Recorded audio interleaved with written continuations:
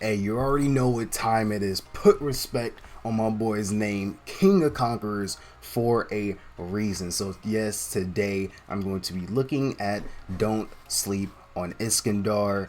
And for now, I really don't have too much that I was looking at. Yeah, I had to find something else. But yeah, for now, I just wanted to look at this and the Emia that I just looked at. Yeah, those just pretty interesting. It's like, might as well, let's see what Iskandar is all about, because mostly I just see him like literally being a rider with his chariot and maybe like the reality marvel. But yeah, that's just probably it. And I know he's strong too, right? um Big guy. Yeah, you already know he got that strength.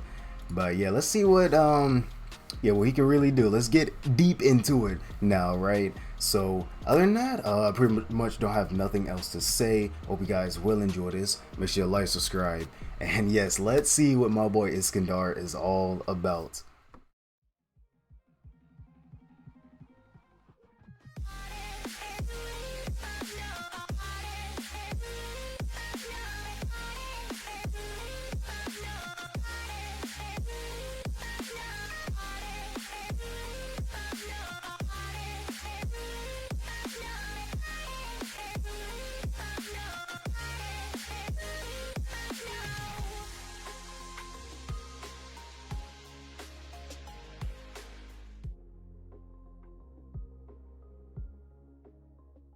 Let's be real. There is nothing impossible to him who will try. The king of conquerors, the pillar of Macedonia, Iskandar, aka Alexander the Great. We're Yep, Alexander. in a conversation that he had with Saber. He told her that he was casually chopping down trees with just the physical strength of his sword, only because they were in his way. When everybody Up in his way. up against Jill's horde, Iskandar was able to land a huge hit on one of the tentacles despite its ability to regenerate. Keep in mind that the sword that he pulled this off with is only one of his minor assets. In a confrontation that he had with a 100-face, Assassin tried to get near Iskandar and he straight up punched her head Literally. straight off of her shoulders with his bare fist, literally sending her head flying into the air. We know that even with a light slam from his sword, he can still cause a great scale of damage to the ground below him. He had the physical strength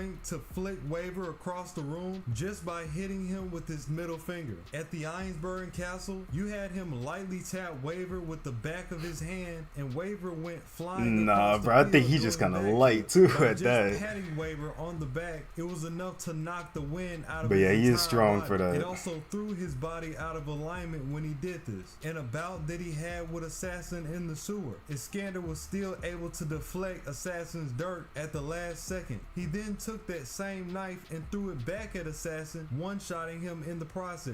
Iskandar actually allowed him to do this just so he could give up his location. Please do not try those games over here. The manga takes this same scene a step further by having Iskandar outright hit his dagger like a baseball and send it right back to him. Gotta give him the extra points for style. In a sword clash that he had with Artoria, the novel tells us that he had a slight edge over her in terms of physical strength. This was enough to send Artoria flying back despite the fact of her having gravity on her side and slamming down on him first. Yeah. She also had gained momentum before the hit by combining her monoburst with her motorcycle. Still couldn't make him budge. In the confrontation that he had against Gil on the bridge, he was running through and also deflecting multiple shots from his Gate of Babylon and survived most of the way. When he was talking to Karya in Fate Grand Order Excel, and Karya was fuming over his obsession with Tokiomi, Iskandar straight up punched him out of nowhere, Waver himself being frightened that he actually might kill him. In Fate Extella, you had Nero clash with Iskandar to measure how good his skills actually were. You even had an instance where he clashed one-on-one with Altera, who was a top servant herself. Iskandar going as far to say that he wanted to go one-on-one at full power. Who needs to open things the normal way? Iskandar Iskandar was out here smashing entire wine barrels with one hit. We've seen him casually bare fist straight through a garage door at the beginning of the series, and he didn't even seem bothered. As a matter of fact, he looked bored, as if it required no effort at all. Just him doing a small stomp alone is enough to create a shockwave in the area surrounding him. In the confrontation that he had with Saber when she was chasing after him, Iskandar was not only clever enough to use his surroundings to slow her down, but the stone slab that he threw to knock her off course was said to weigh at least several tons, and he knocked it down with just his physical strength. To make this even more impressive, it said that he did it with no effort. Despite Iskandar not being able to actually fly, he can still survive high fall damage thanks to his chariot, as we seen him perform after his talk with Gilgamesh. It took a bare minimum of 80 phantasms for Gilgamesh to finally bring Iskandar down, some of which he was running through him to the front of his body. When Saber finally caught up with Iskandar and released her phantasm in an instant, Iskandar countered this by using the lightning speed of his trampling domination, which literally made him as fast as lightning with the help of his divine bulls. Himself with the power of Zeus, and word for word decreased his reaction time to 0. He has an A+ in writing, giving him the ability to mount phantasmal and divine beasts, some of the highest creatures there is.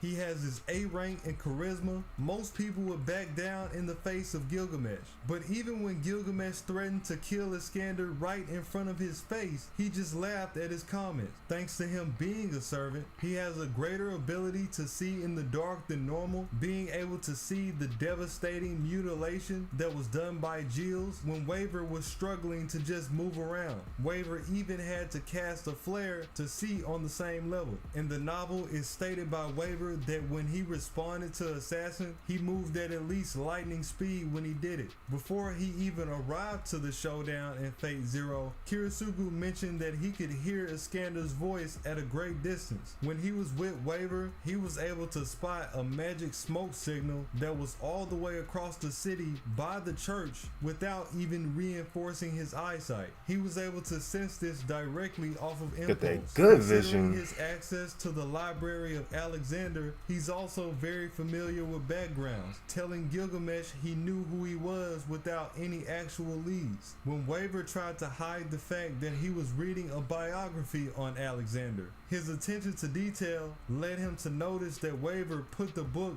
back on the shelf in the wrong direction. In the Grand Order Excel event, Iskandar himself mentioned that he burned all of Zokin's bugs in his basement. We're talking about years worth of reserves gone in a matter of minutes. Thanks to his connection with Zeus, he can summon lightning at will, being able to destroy Servant Waver's phantasm in a matter of seconds. You have his phantasm, Gordius Will, his own unique chariot that's being pulled by 2 divine bulls, and you have the physical phantasm that comes with it, which is his wheels of heaven's authority. This allows him to increase his physical damage during his trampling while it's being reinforced by the lightning of Zeus. The lower the opponent's strength, the stronger the move gets. Using this, he was able to ride over the familiars of Jill with no problem, the same familiars that Diarmu and Saber struggle with their efforts combined. The power of the chariot is so strong that he went straight through Irisville's bounded field, causing her damage and knocking her off balance. The novel tells us that Gordius' wheel itself is bigger than an actual truck, and that it has 2 blades on the side to increase the lethalness of his charges. He's been seen using this to cleave through an entire forest. Even when he was coming to a stop, these same blades have been seen crushing the asphalt around him. When he was up against Saber, he used these same blades to tear down an entire wall, causing the stone and the trees to fall down in front of her. From Fate Strange Fate, we know that his chariot broke through all the protections of the Ironsburn Castle, the phantasm being complimented from doing so. They had the speed to match the tentacles of Gio's horror, so when Saber got caught, it made up the difference, giving Iskandar enough time to come in and save her. The chariot also has a barrier that reinforces Iskandar's defenses. This is also something that helped him in his clash against Saber. He dodged multiple. Yeah, right now I'm just listening in right now, really trying to pay attention. Water, something that most servants wouldn't be able to survive, especially for him. Outpacing Saber while while she was chasing him down, despite the fact of her having a motorcycle and it was being reinforced by her monoburst to the point where she had to take a shortcut. The chariot is also said to transcend the laws of physics, going at more than 250 miles per hour. Thanks to the chariot's defense protections, he was able to save his master. The novel telling us that Waver would have suffocated from the blood and the toxins of Jill's familiars alone. The bulls themselves are outright said to walk on lightning when they travel through the air. The charge of his phantasm was enough to come in and trample straight over Lancelot with no effort, leaving him completely immobilized at the time and even fleeing the scene. The novel also tells us that he could have hit Saber and Diarmuid as well. He just chose not to when he did so. The height that his chariot can reach is unquantified, being able to scale up to at least skyscrapers and even as high as the top of Jill's horde. You had Waver mention that leaving Iskandar unsupervised, his chariot could scorch the entire area of Shinto in just an hour. Waver also has brought up the fact that if he summons his phantasm inside a building, that the building don't do that. No, adding an element of tactic that he can use for his summoning. Once they located Jill's hideout, the chariot was able to destroy his entire workshop in one foul swoop.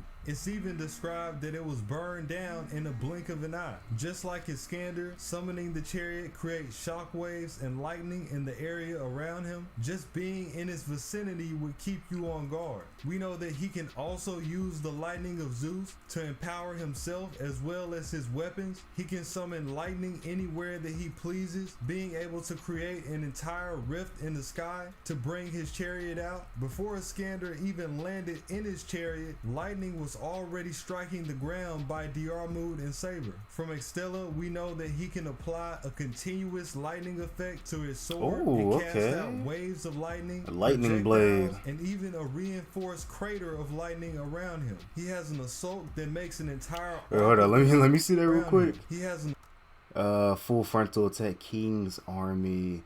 Yeah, because I rarely see, like, I see the games here, you know, in the lore videos and stuff, but yeah, I really rarely see it, like, actually in action. See his special moves and all. That makes an entire arc of lightning that travels for a great distance in front of him. And then you have his reality marble, Eonian, Army of the King. Oh, yes. Iskandar, one of the few people with the got that army marble, but he's one of the people that had it before it became a trend. Summoning this at the Einsburn Castle, he brings his targets back to his homeland, except now he's being reinforced by his entire army. Once he summoned his reality marble, Hassan of the 100 Face was getting slaughtered by all of his men right in front of him. In fact, they just flat out started running away. They couldn't even compare. Using his marble, he had the power to relocate Jill's monster, dropping it right in front of Kirisugu, an effect that can extend for at least 100 meters. The story tells us that he actually nerfed himself, so when he summoned his marble against Gilgamesh, he only had a few minutes compared to what he'd have normally. Among his soldiers, he has an even higher resistance than he would normally, saying that their spirit alone is enough to split oceans. We know that when he brought out his marvel, he actually only tapped into his own reserves because he knew that going into waivers would be so costly that it would actually take his life. You have the famed horse of Alexander, Bucephalus, which you can see him riding throughout the story. The horse itself having such a heavy background that it also is categorized as a heroic spirit, very similar to Emia's projections. Even outside the reality marble, this still can be summoned at will. From the story, we know that as the reality marble was breaking from Gil's Aya, Bucephalus had enough speed and strength to cover the gap that was eliminating most of his men. Iskandar can also use this to reinforce his charging power and even let out some of his lightning nearby while he's in pursuit. When it comes to Iskandar's army itself, it says that he has more than 10,000 men at the ready. And since the rank of this phantasm comes in at EX, more than being just familiars, they manifest as independent servants under him, some of them being able to manifest even outside the marble. We've seen this when he summoned Mithranes when they were preparing to take down Jill's monster. They also come with an E-rank independent action. From Extella, we know that he can summon multiple servants as phantoms and use them as projectiles at once. He can casually summon their weapons to do a long range strike. He He can also use phantoms to defend against some attacks. In his younger servant variant, which is Alexander, he beat Rama, who is one of the strongest spirits out there, in an arm wrestling match 2 times. Can't get that another I don't think I've ever seen that. Chapter, he's used this connection to lightning to not only strike all of the area around them, but reinforce his own attack to stab Lev Laner straight through the chest. This also left behind residual electrocution. This doesn't even include the fact that Lev tried to block him with a demon god pillar that was reinforced by his magecraft, and Alexander just powered through it. In this form, you have his phantasm, Zeus, the blessing of the god, which yet again not only reinforces his strength, but increases his divinity as well. We've seen him use this to electrocute a mass of demon god pillars at once and clear all of them with no effort. Just like his divine bulls, he can use his lightning to ride through the air, giving him the ability to fly when he's on the horse. You had one of the pillars try to outright hit him with a laser. Yeah, it looked like it just as a shield. Yeah, it didn't even do anything. And then you have Bucephalus once again. We've seen Alexander use this to break one of them apart entirely. The demon god pillars being worse than some servants. Let it be known, he didn't run over territories in his past for nothing. He's got the power of the strongest Greek god, a chief Greek god on his side, an unparalleled level of leadership, and an unbreakable spirit on the level of having battle continuation. Plus, he's one of the only servants summoned in Extella as a top heroic spirit. No doubt we gotta give him at least the B rank. Even some of the best servants should be concerned that they don't let their guard down. Okay, and then that is it for this one. Yeah, I understand that, because, yeah, looking at it now, yeah, just, I mean, yeah, he's definitely powerful, I could see that, but, yeah, just not, like, broken or anything like some of the other servants. But, yeah, he can definitely hold his own. He has that physical strength. Like, yeah, if it was just no abilities or anything, just physical strength, then, yeah, he'd probably be ranked higher at that point. But, yeah, yeah, you know, that's why I like Iskandar. It's not like he's too broken or anything, and I just like his personality. Mostly that. Then especially, you know, those little I think it was that. Those little interactions with him and Waver, you know, having their own moments. I like that, and especially the when Waver was reading on, was it Alexander? Yeah, all of that. Yeah, I just like those little parts, especially in Fate Zero when that happened. And yeah, like, you know, literally running. I mean, even though, yeah, I didn't like that. I mean, you know, it really wasn't much he could have done against Gilgamesh, but at least he was running through them weapons. He made it. He got close to him. Hey, man, I give him that. He got close enough with just tanking those weapons. But yeah, that's what I like about him. He's not afraid to just take some damage. Not afraid to go against a strong opponent. But yeah, he definitely has that good vision. Definitely a loud voice. Yeah. Just looking to see if there's something. I think it was something I was thinking about, but it's probably something else. Yeah, I think it might have been the assassin. Well, I mean, I do like this part at least. The whole assassin thing. But yeah, oh yeah, and then also, yeah, this you know, she did have the weight, you know, the gravity going for her, but at the same time you can literally push that back, right? You know, she is in the air, so, you know, if you push her back, you know, it's kind of gonna put you know, make her get off balance, and then yeah, now that gravity is gonna get all changed up.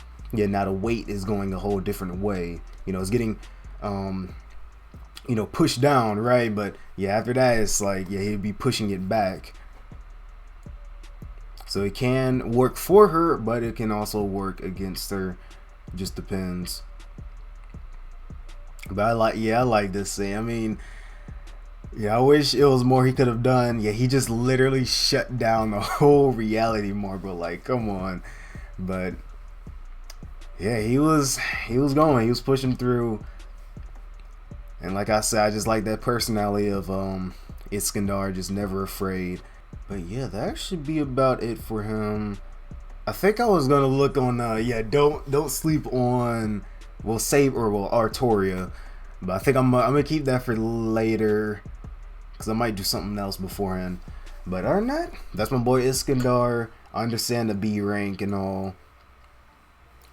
And actually, yeah, let me see this too. King's Army, throw, defend. Got the wheel and then the lightning. Okay. But other than that, that should be about it. So yeah, hope you guys did enjoy it. Make sure you like, subscribe again, and I'll just see you guys in the next one.